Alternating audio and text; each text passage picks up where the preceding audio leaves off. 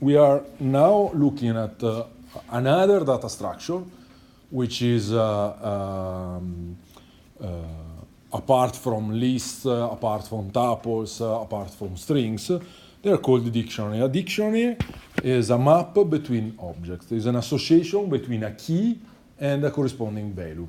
And the idea is that there is a unique value associated to a key which is inserted in the dictionary. The dictionary by itself is mutable. So you can add associations, you can remove associations, and you can change the current association with other values. Okay? You can also interpret them as sequences, because once you have a dictionary, a sequence of associations between keys and values, then you can also just consider the keys, just consider the values, and so obtain a set or a list of keys that are currently in the dictionary, and a list of values that are currently in the dictionary, and so on. And a dictionary that contains no element is still considered a dictionary. Actually, the way they normally are started, they're not already inserted with a set of information like I'm doing here. So the general idea, the examples are taken from biology, but they are really, really simple.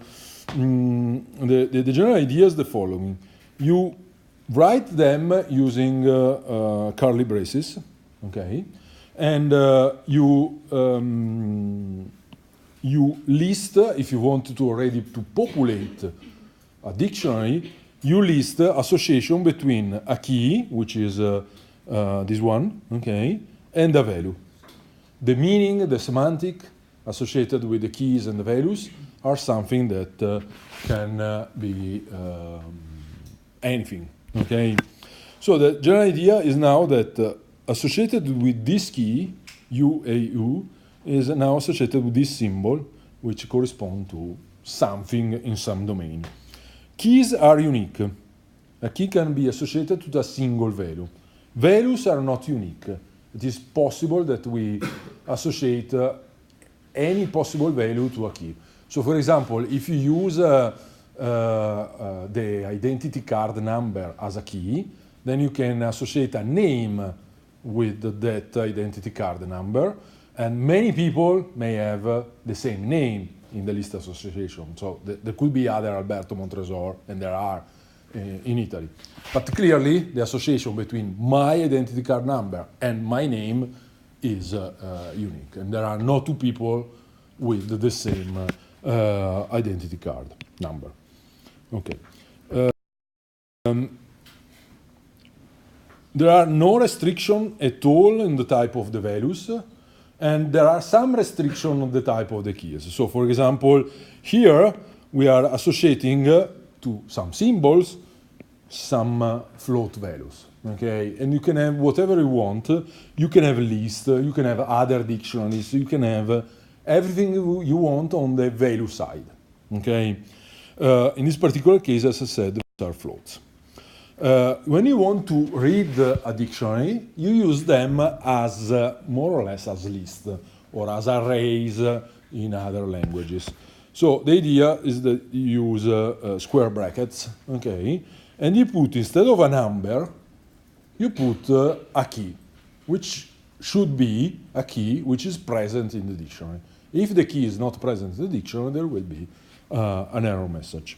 So the idea is that now that I have the example that I had a couple of slides before, genetic code, I can use this key, UCU, to get the value which is associated, which is S. Given that I'm printing and not seeing the quotes, but this is actually a string, is this printed, right? And if you use other values, you get other keys, you get other values. If you go to the other dictionary, the one called volume of, then you get the floats, and you can actually see that this is not printed as a string, it's printed as a float. Very simple and very as expected. Okay. the association works only in one direction. So if by any chance your association is biunivocal, so there is one key associated to one value and vice versa, this is not something that your dictionary is able to understand. Okay? So the idea is that I can create something like this, properties of A, and add what for me are just random numbers. So then I can print the properties of A, but if I try to print the properties of the numbers that are described here, which are values, correspond to this line here, well, the first print works clearly. The second print says key error. What you are looking is not present in the system. You should notice something here, which is the following. I tried to put a couple of values in the dictionary. This is something that you could do, but remember, whenever there are, this is something that you will see also in another lecture that we're going to complete today, whenever you see a pair of values, the system, even if, in some cases, even if there are no parentheses, takes them as tuples. So you see that it is printed as a tuple. So now it's looking for a tuple containing this pair of values and this pair of values which represents a key, and they are not able to find it. So they say key error. I'm not able to find what you are looking for. Lists and dictionaries cannot be used as keys. The reason is very simple. You don't see it now. I will give you a glimpse of what is going on under the hood of the system, so inside the dictionary later in the second part of the course. But the general idea is that there is a complex data structure inside the dictionary, and whenever you add something to the dictionary, the key which is given as an input is evaluated, and it is used to place the information, keys associated to value, somewhere in the memory of your computer. And the fact that there is a mechanism that you cannot really see that takes care of this is what makes a dictionary really, really fast. So the general idea, unless there are other problems that I'm going to discuss later, the general idea is that whenever you search for something in a dictionary, it takes a constant time to return the value. Okay? So the idea is no matter how many keys are in the dictionary, if it takes 1 microsecond, it will take 1 microsecond, more or less. But the point is that it's not depending on the number of keys that are present. But in order to do so, the underlying mechanism needs a way to translate directly the key to a position. This is what is going on under the hood. And this translation has to be fixed. Because if at some point, let's say that this is a variable, 89.09 and then 67.0, okay? And then you put this list as a key, and then later you do something like A1 equal to 68, so you modify this, you change it to 68. The point is that the dictionary, because how the memorization mechanism is done, cannot notice this fact, cannot see the fact that the value of the key has changed. So the idea is, okay, whatever is between, it's not so simple, but just to give you an idea, but whatever is between 65 and 67 has to be placed here. Whatever it is larger than 67 has to be placed here, okay? And what happens is that as soon as you change from 67 to 68, what happens is that later when you look, you say, oh, it's larger than 67, so I have to look here. There is nothing, because what you stored at the beginning was placed here. And this is the very, let's say, silly representation of how this mechanism works inside the system. So you cannot use mutable data structure as keys. And this means that neither list, neither dictionary, neither other things that we are going to see later can be used for that. Okay? So the idea at this point is don't use that. This is what you get, which is quite, let's say, strange because you don't know exactly what is going on. But the underlying data structure is called hash table, and unhashable means that cannot be inserted inside an hash table. And this is why you get this strange message. Okay.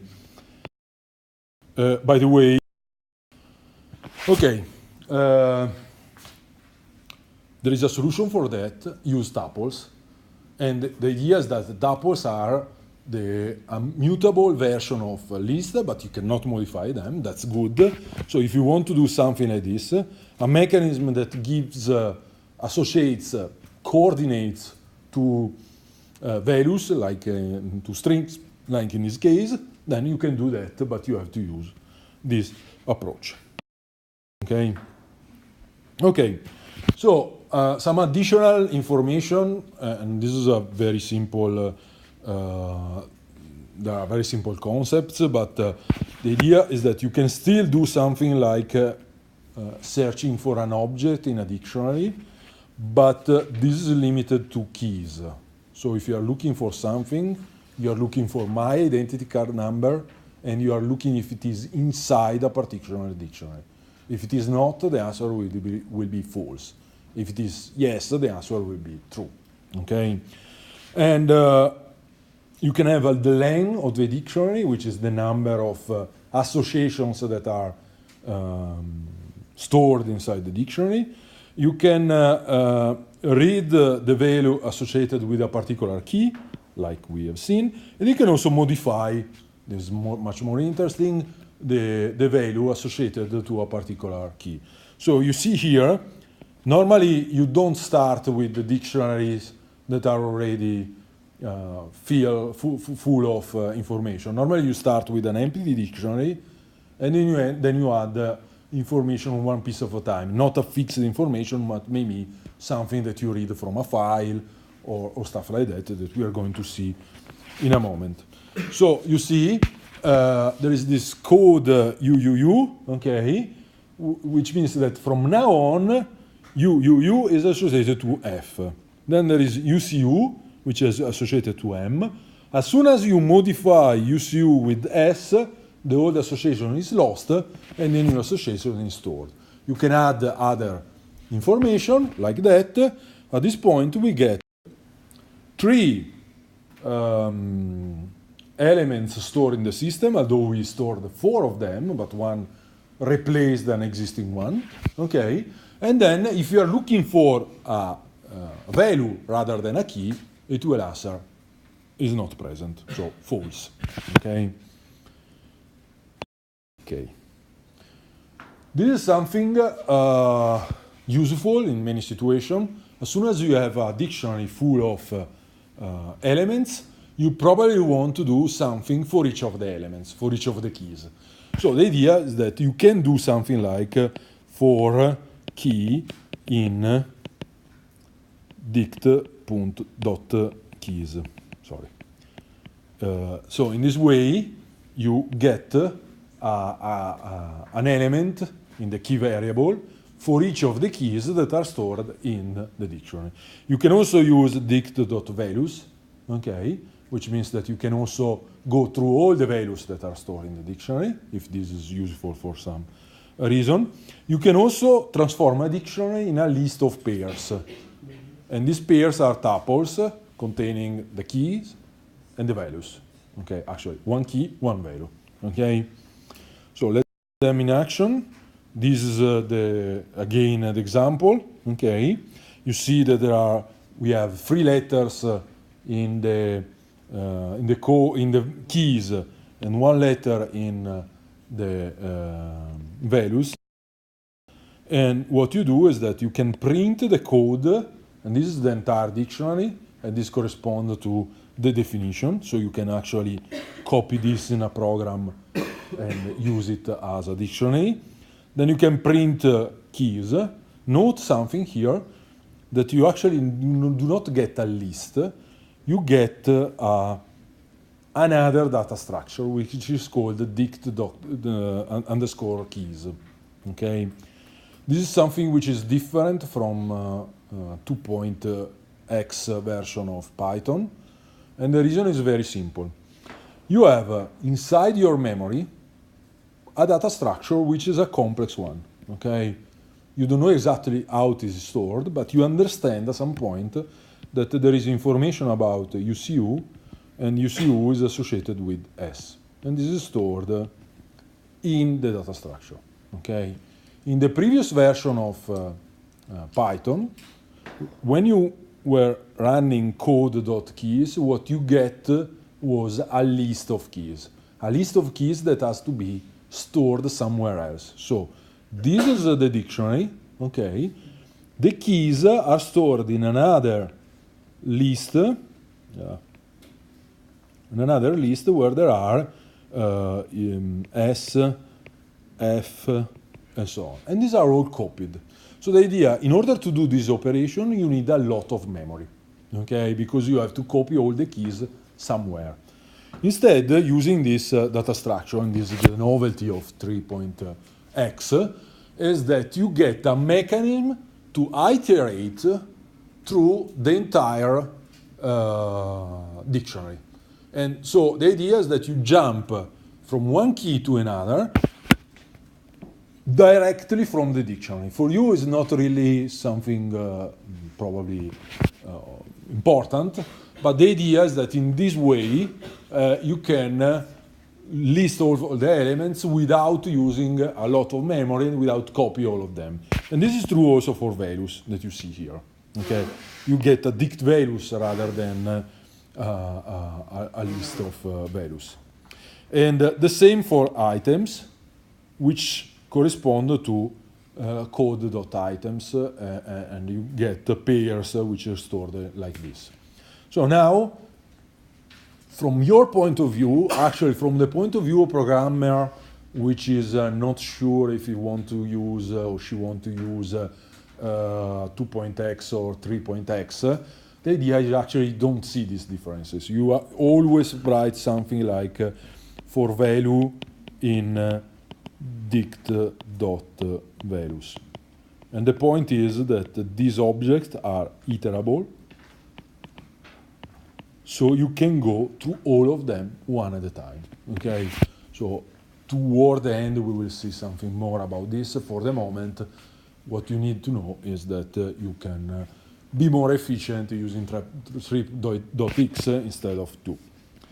But if you really want a list and you want to store it somewhere, you want a list that is not built on the data structure, you can actually, here there is an error, probably copy and paste, and I realized just a few seconds before coming here.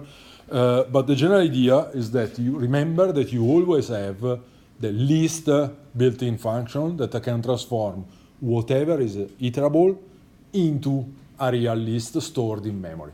Okay, and so if you see, if you print list code.values, you actually print what you expect, the list of all possible values. So there is something to notice here. First of all, the keys are unique, so you are pretty sure that if you print all the keys, like here, you get unique keys, because they are stored like that. It is not possible that the same key appears twice. Okay? So what is going on here is that you go through the list of keys one after the other in this order. So if we go back to the original definition of this data structure and you look at the order in which elements are inserted in the data structure, you will see that the order in which they are inserted is not the same as the order that you see them here. And you will also see, you can see, that they are actually not in alphabetic order. They are really in a random order. Okay? And the reason for this is that, again, under the hood, the hash data structure, that we are going to discuss later, but just to give you an introduction, so to say, the hash data function, data structure, sorry, is something that stores elements in a way that looks like random. So whenever you actually need them one after the other, has lost completely the order in which they are stored. So you cannot use a data structure like an hash table to sort things, because it's not able to sort anything. As soon as you add something, the entire order of everything may change. So don't trust the order in which you get the keys. But normally it's not a problem, because normally you are just interested in all the keys, not the keys in some order or the keys in the order that have been inserted and so on. So again, you do something very, very simple like for k in code.keys, and you forget about the order. There are other data structures that can order the dictionaries, that can also preserve order, but they are less efficient. But in order to discuss that, I need to go to the second part, okay? Okay, so in the next slide, if I remember correctly, there is a summary of what I just said. So stored in a random order, there are differences between 2.x and 3.x, okay. Okay, the example that I did are very, very simple, and they are quite, let's say, stupid, but you can also start to use them for something a little more useful, okay?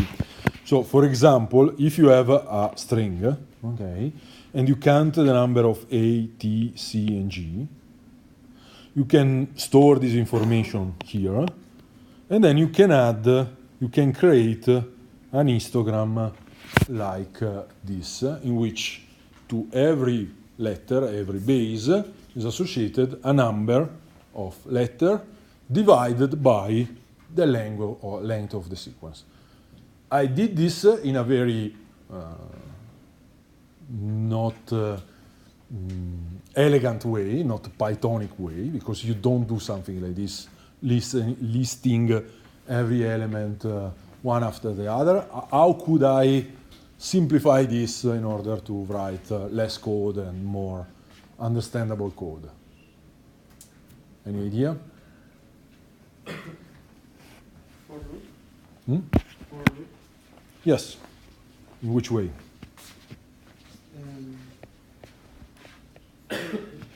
For key in... I use the base, because this base in sec.keys.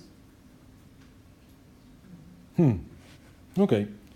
So you are saying sec.keys, but No. okay. I use your error. I thank you for your errors, because we can see something that maybe it's in the mind also other people, and we can correct that. So sec is a string. It has no keys, so this will create an error saying strings have no method keys. And so this has to be removed, okay? How could, clearly, this is something that it's very basic in the understanding of how to program. You don't want to repeat the same action over and over again when the only difference is the letter with which you start the action, okay? And the reason for this is because it's long. Here there are 4 bases, but if you use, I don't know, identity card numbers, clearly this doesn't work at all, okay? So what I could write here, let me write this better.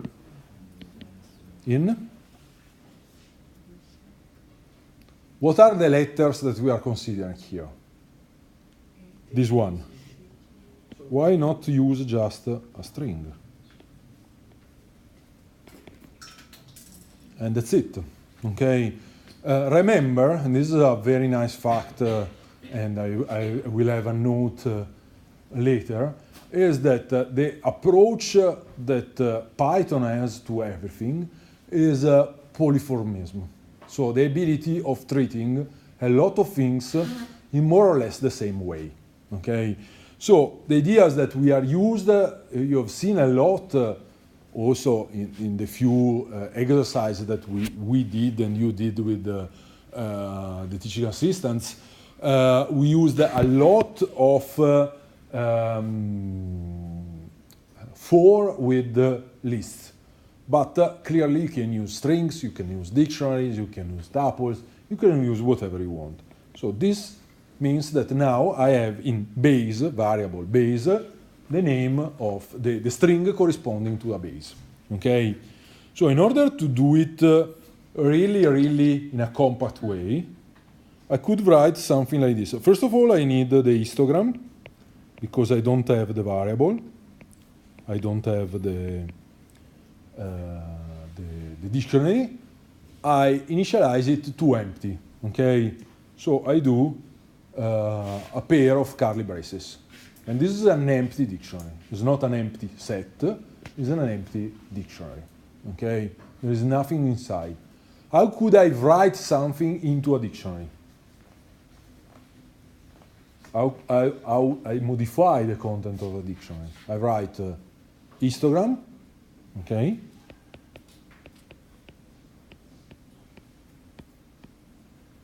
Then? Name of the key between brackets. Okay. Brackets. What do I write? Base. Base, right? Equal, I go down, but clearly this is a unique line, but I very bad use of space. What do I do? Set.count base.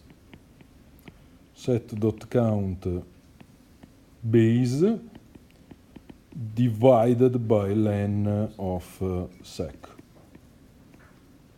This is a unique line, okay? And that's it. Okay. There is print, but we can copy that. And this is exactly the same amount of information, the same amount of data which is stored inside the dictionary. Because it will search for A, do the ratio, store the ratio. It will search for T, C, G, and do compute the results. Okay? And that's it.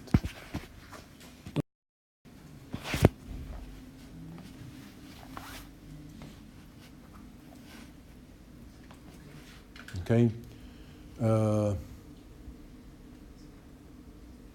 Okay.